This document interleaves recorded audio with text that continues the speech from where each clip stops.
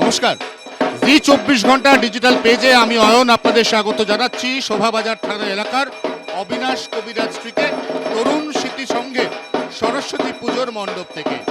আপনারা দেখতেই পাচ্ছেন কলকাতায় এত বড় সরস্বতী প্রতিমা আর একটিও নেই, এবং সেই প্রতিমার তাতে থিমের কি অসাধারণ চমক রয়েছে সেটাও এই মুহূর্তে আপনারা বিলক্ষণ দেখতে পাচ্ছেন।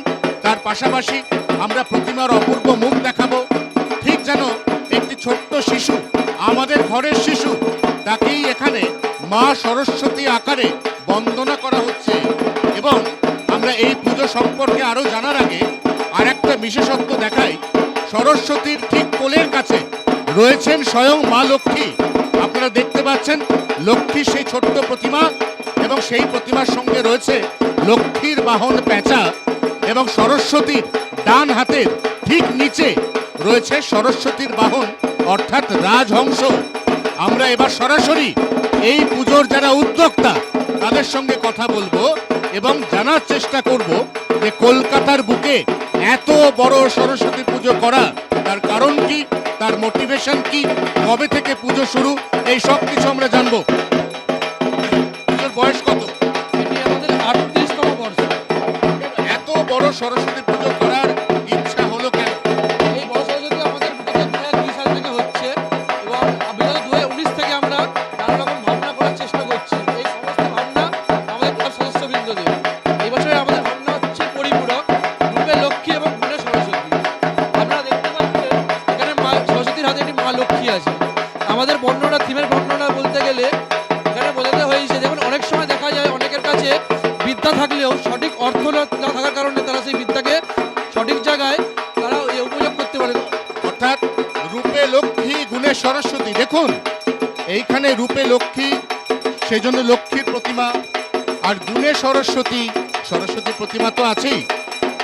আমার ক্যামেরা বন্ধু এই মুহূর্তে যদি পুরোহিত মশাই তাকে ধরে গোটা সরস্বতীর মায়ের মুখের দিকে আস্তে আস্তে উঠতে থাকেন, তাহলেই আপনারা বুঝতে পারবেন এই প্রতিমার উচ্চতা কতটা।